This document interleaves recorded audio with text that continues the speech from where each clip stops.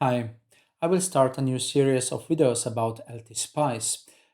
The first video is the introduction into the software, where I will show you how to use it, how to draw us basic schematics, and how to use a simple simulation. And just let's directly cut to the chase. The LTspice is a free software for simulating analog circuit and is provided by Analog Devices. The Analog Devices previously uh, acquired company LT Linear Technologies, which developed the LTspice for simulating all analog circuits, but including also all their analog integrated circuits as well. Now, a lot of circuits from analog devices are added to in order to complete the uh, portfolio of components. So this is the main LTspice window with a new um, blank simulation opened. So let me show how to start drawing a circuit. You have a toolbar here with all the basic SPICE components. All these can be acquired by shortcuts as well. So you use your mouse in your right hand, for example, and use shortcuts with your left one. So putting a resistor, for example, is pressing letter R, and the resistor is placed here.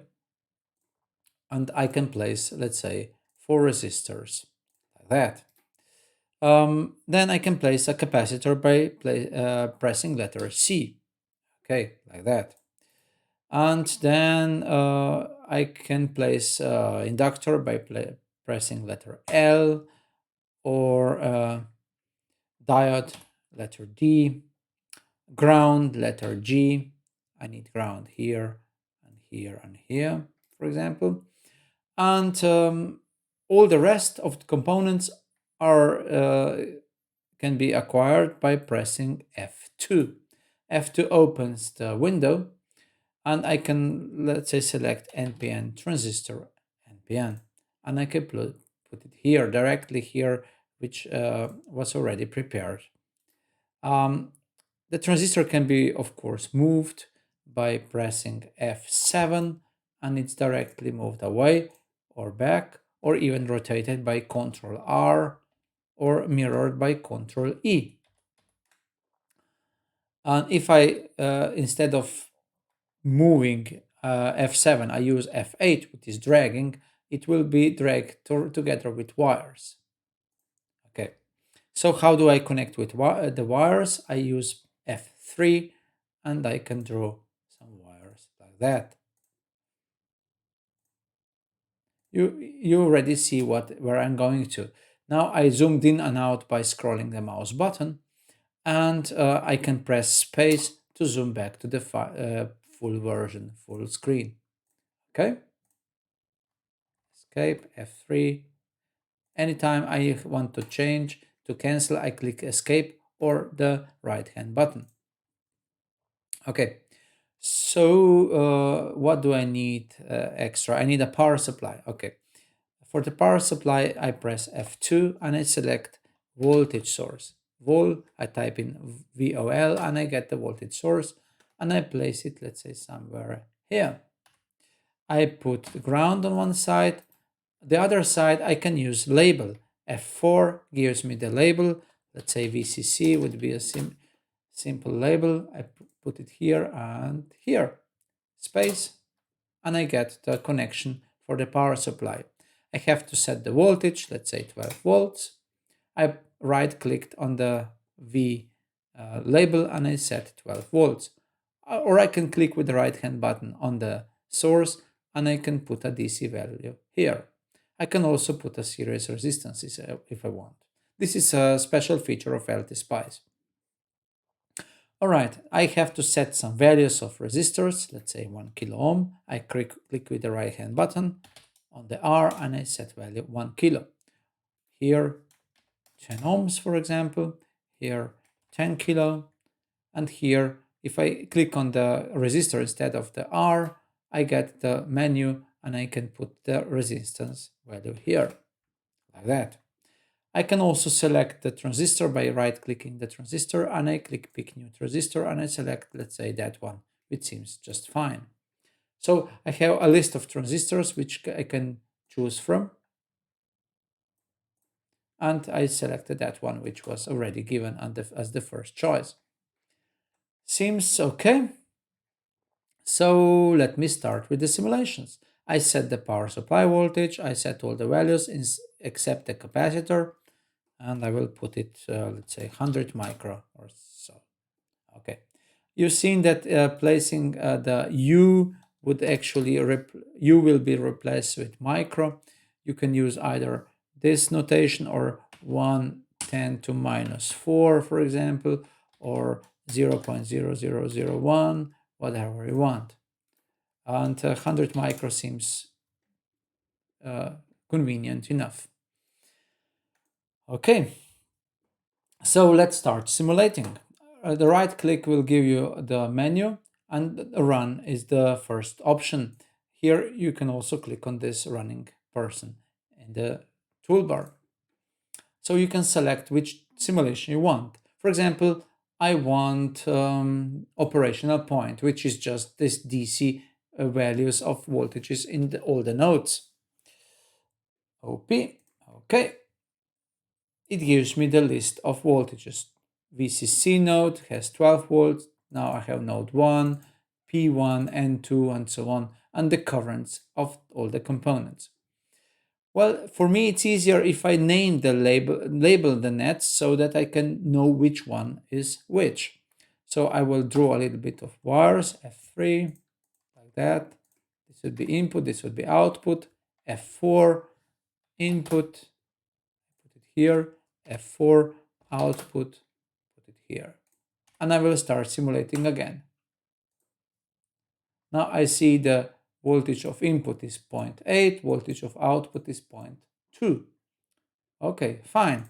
But looking in this table is a little bit awkward. So I can place another net label. I click with the right hand button on the wire and I select place OP data label. And now I have this label here. Maybe I can move a little bit away so I can do that. I didn't use the right one. I will F9, go back, and I will use F8, which is drag. So now the drag seems a little bit more convenient. Maybe the input label as well, right hand button, OP data label, F8, drag, like that. So it seems a little bit more neat and tidy. I will put the OP command somewhere in this corner and I will run the analysis. Okay, this window opens, I close it, and I directly see the values here. Whenever I go with my mouse, I also see the node name here in the bottom left corner and the operational point. I see the voltage. If I go over the component, I see the current and the power dissipated. Also there, and so on. So it's quite useful in this way as well. Okay, the OP analysis is the simplest one, is the most basic. It gives you the operational point of the circuit. Now what else? What can we do? Well, we can, for example, put some voltage source at the input. So I will select F2. Voltage is already selected and I will put it here, like that. Connect it, F3, and put ground G here on the other side. If I put a voltage source here, if I don't want to change anything in the circuit, I have to set it to the same value, 847.5 millivolts. That wouldn't change the DC operational point in this circuit. So if I simulate it again, it will be very similarly behaving. Now, what can I do with this voltage source? Well, I can change it. I can do a sweep of that value. So I will select another simulation. Instead of OP, I will select DC. So I will delete the OP, F5, and I will run the simulation again. And since there is no simulation defined, it gives me the window simulation command. And I will select DC sweep. The source of the sweep will be V2. The type of the sweep will be linear. Let me start, let's say, with 600 millivolts and at finishing at 800 by 1 millivolt, like that. Okay. Now it gives me a graph because now the voltage of the input is changing here and the output voltage is changing as well. So now I can click on the output voltage and I drag it to a desired value of 6 volts, which is just in the midpoint between 0 and 12, which would be a reasonable voltage to work with. Now I have 6 volts here.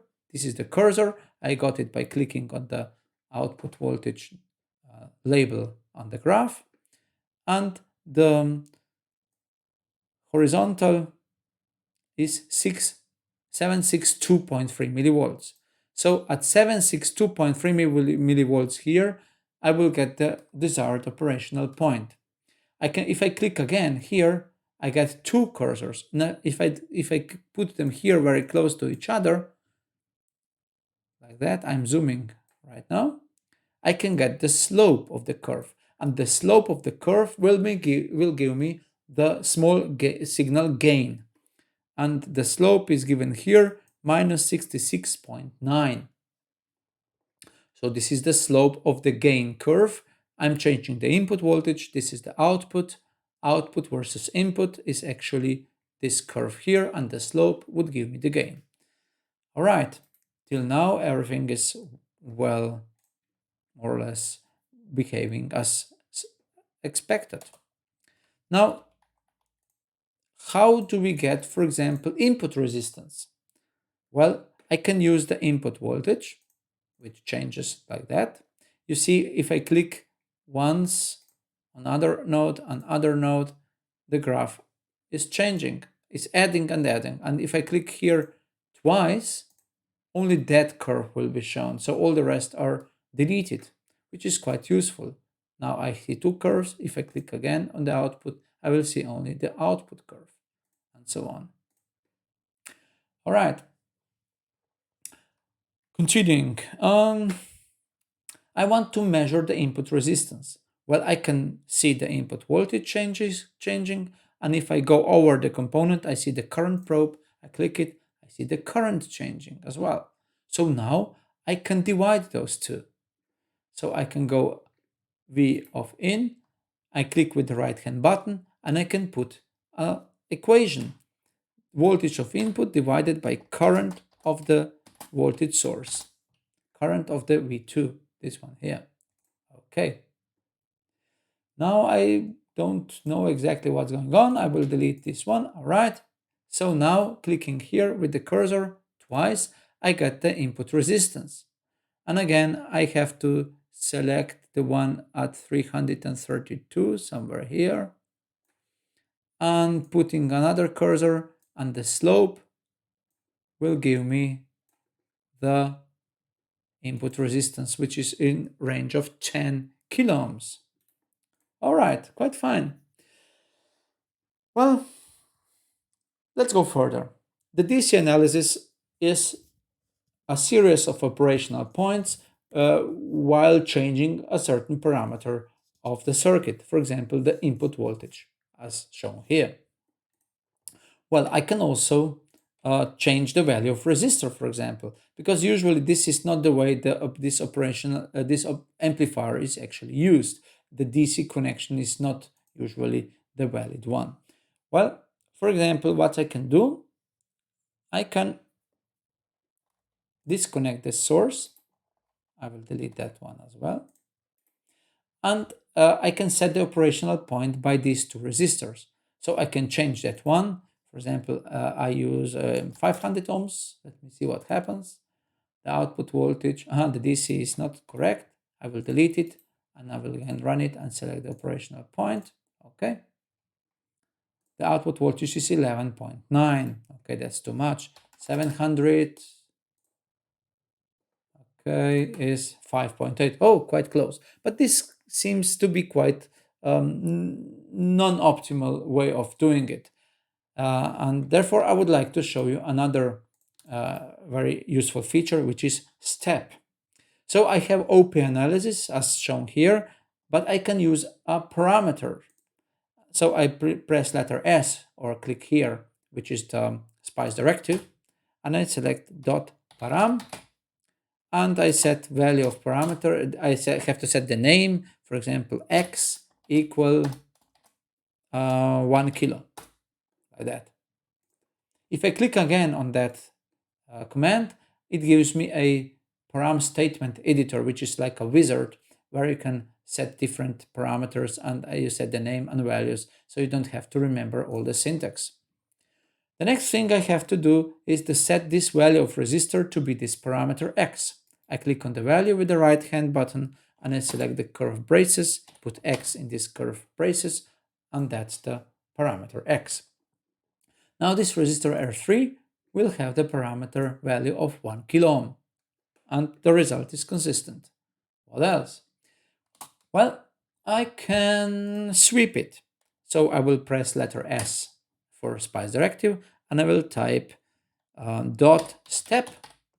I'm changing the parameter, and I can't remember the syntax again, so I'll just click OK, put it here, move it a little bit so that it's nice and tidy. Click with the right hand button and dot step, and I have the wizard for this step analysis. The name of parameter is x, changing linearly from 500 ohms to 1 kilo by 1 ohm, for example. Okay. So this step analysis is acting as a for loop over this parameter x and performing OP analysis for each iteration. Clicking run.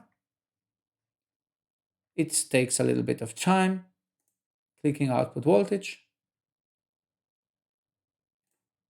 This is the output voltage. Clicking with the cursor here, I can select the output voltage. And I will go to select exactly 6 volts here, the bottom side, 6 volts, and gives me 696 ohms. So I can click on the parameter and I change the value to 696, which would be just exactly the value we need. And I can now click on the step parameter. I get back into the wizard, click escape, gives me the normal text editor, and I can use comment to comment it for the later use if I need it, but currently it will not be executed, and also the color changes as you see here. Now, if I run the simulation again, it will do a normal OP analysis without any step command, and the output voltage is around 6 as required. What else? Well, I can again try to calculate the gain. First of all, what is the input voltage here? Let me see. If I go F with the right hand button, OP label, 762.03. So I will select this voltage value again, 762.303 millivolts, of course, millivolts.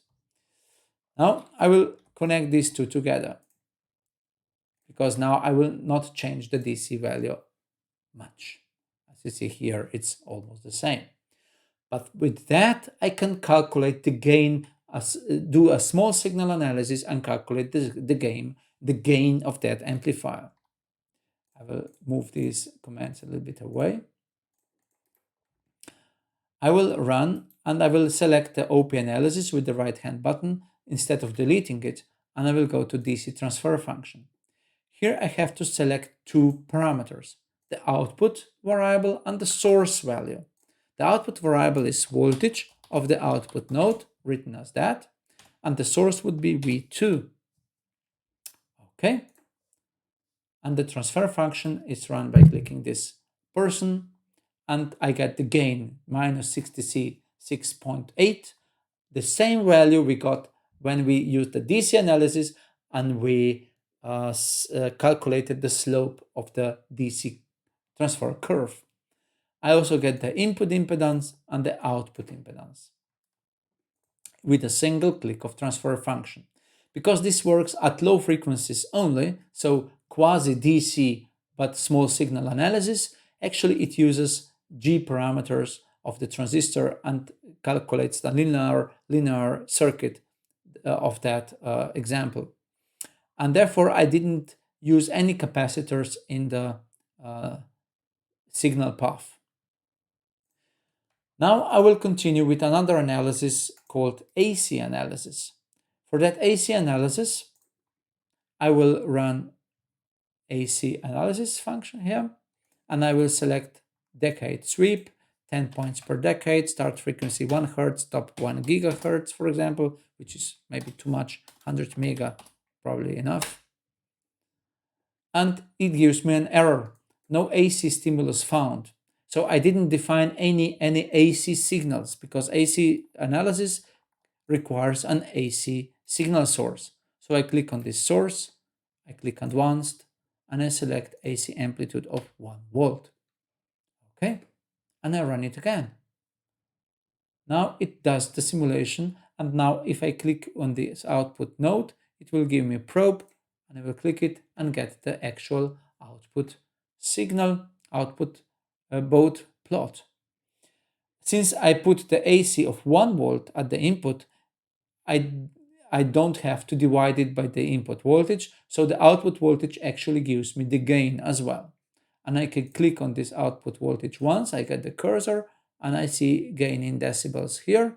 If I click again, I can now move this cursor back and forth, and I get two cursors as you see, and I'm selecting the 3 decibel difference, and I get the frequency of the second cursor of 433 Hertz, which is the lower corner frequency, and the upper corner frequency seems to be around 12 mega. Okay, so now I can put another capacitor in the signal path, Control R, changing the orientation. I put the value, let's say, of 10 micro or so, and run the simulation again. You see how it changes the behavior. I can increase that to 1 milli and run it again and see how it changes the body curve, both diagram curve. And also change the corner frequency. Well, what else? Here I can continue using or simulating noise analysis. I will delete that one and I will run noise analysis. So in the noise analysis, again, I have to set the output node. This is voltage of the output. This is the output like that, yeah. Variable, and the input is V2, the input voltage source. The type of sweep will be decade, starting 10 points per decade at 1 Hertz to 100 mega as before. And this one does a little bit different analysis. It's also AC, but now it includes noise sources of all components that can generate noise, such as resistors and transistor in this case. And clicking on the output node, it actually gives me the spectrum density of the output noise. And if I want to get the actual output noise voltage, RMS, for example, I can have to integrate this curve in this frequency range, which can be done easily by holding Control and click here. Actually get 394 microvolts of RMS noise. I can, of course, change the range, and I Control click again, and I get less. So this is changing the interval of the spectrum. Now, continuing, I want to know which circuit or which component contributes most to the output noise. I can go around clicking on the components, and I can get different contributions of different components. So which one contributes the most to the output noise? The output noise is the gray one. The red one is the resistor R3, and the purple one is the transistor. And the transistor is contributed mainly from 1 kilohertz above, and clicking Control click on this transistor gives 394. clicking on the resistor R3, since it's at low frequency, the integral is much smaller, is 2.2 microvolts only. So the most of the noise is given by the transistor. You can also add another trace, which is called input noise voltage, which is here, the green one. Let me delete all the rest. Why is the input voltage noise also important? Because this input voltage noise can be used to compare different amplifiers without their gain influencing it. So it's very useful parameter for comparing different amplifiers. All right, that's about the noise voltage. Let's go further. The last simulation I want to show is the transient analysis. Well, for the transient analysis, we usually have to you have certain source in time domain. So if I click here on the source, I can select what kind of source I need. Let's say I would like to take sine, DC offset 0, amplitude of, I don't know, 1 millivolt, because we have some gain, frequency of 1 kilohertz maybe, and that's it. So I selected and I set the sine voltage source. I have to run the transient analysis. That's the first one. Since I have 1 kilohertz signal, let's say I simulate 10 milliseconds, and I run the simulation. And this is the output signal. Now this is the time domain. I have the output voltage, the shape. Seems quite fine, doesn't it? So if I now, let's say, increase the amplitude, I can click on this text and I increase the amplitude to 10 millivolts, and let me see what happens. So it seems also fine. Increasing amplitude even more to 20 millivolts, running again. It seems a little bit distorted already, but not much. Let's go to 30 millivolts, running again. Now the distortion is very obvious. Okay, let's go back to, I don't know, maybe 1 millivolt. Okay. Well, I can now measure the distortion by clicking here and selecting so-called view FFT. It will give me the window. Selecting FFT, I can select the window, actually, the time windowing function. Let's say Hamming would be just fine. The output voltage is measured. Okay, so this is the spectrum. And I can click on the cursor, find the maximum, find it here, click again, find another maximum, which is that one here, and get the difference, which would be minus 42 decibels. So that's the distortion. If I want distortion to be in per percent, I can use logarithmic scale, and I do it again. First one, second one, and I get 122 milli and 1 milli. So it's around 130. So 1 over 130 would be less than 1%. But this is quite awkward way of doing it, because we have much better way of doing it. And this is using Fourier command. Pressing S, I can click dot Fourier, but now I'm not sure exactly what syntax to use, so I click OK. And if I click with the right hand button, I get the same text editor again. So I don't have a wizard for that Fourier command, but I can go to help and I search Fourier in the search here. Fourier, and I get Fourier.command, and I click here and I get all the help I need. So I need this command, Fourier 1 kilohertz voltage of the out node. Control C, and I just copy the command into here, and I get exactly what I need. Fourier, the base frequency is 1 kilohertz, and I need the output voltage to be measured. Let me move a little bit away. So that, if I run simulation now, nothing happens. So where is the result of the Fourier command? Actually, it's here in this view spice error log. And here I get the commands, result of the Fourier command from 1 to 9 harmonics, the components, and the distortion is 0.7%.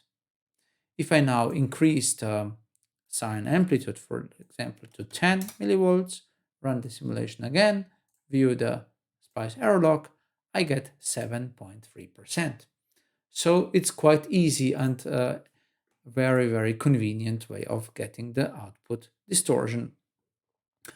So if I want to, I just want to show you another function of the transfer command. For example, if I want to do the transient analysis of the without turning, so as the power supply would be turned on, I use this function called skip initial operating point solution. So if I simulate it with that, run, you will see something very weird. So I will increase the time of simulation from 10 milliseconds maybe to 100, and you will see what's going on. It is like now the circuit starts at 0 voltage, such as the power supply would be just turned on at time 0. So the voltage on the base is increasing as this capacitor is charging, the emitter voltage is increasing by this capacitor charging, and all that when it comes into the stable operation, it will run stable after, let's say, 50, 60 milliseconds. So this is also very useful if you want to see how your circuit turns on. And that's mostly it. And as to summarize, I shown you the basic functions of LTspice, the basic simulation commands, and how to use them on a simple amplifier class A circuit. So to repeat again, we can use OP analysis to get the operational point. Then we can use DC analysis to sweep the DC voltage sources or current sources also. Then we get transfer function for small signal low frequency analysis. The AC analysis is frequency analysis of small signals in a certain frequency range. The noise analysis is for noise sources and the noise behavior of circuit. And finally, the transient analysis for time domain signals. All that can be used in different cases for the same circuit, getting different results according to what you actually need. And that's all for now. Let's see what will come later. In the next videos, maybe I will go more into details. Usually I do that for a single separate analysis. For example, what is the OP analysis? Where does it have its weakness, its strengths, and what can possibly go wrong when using it on a certain circuit? And we'll see that more in the future videos. Till now, have a nice time and see you next time.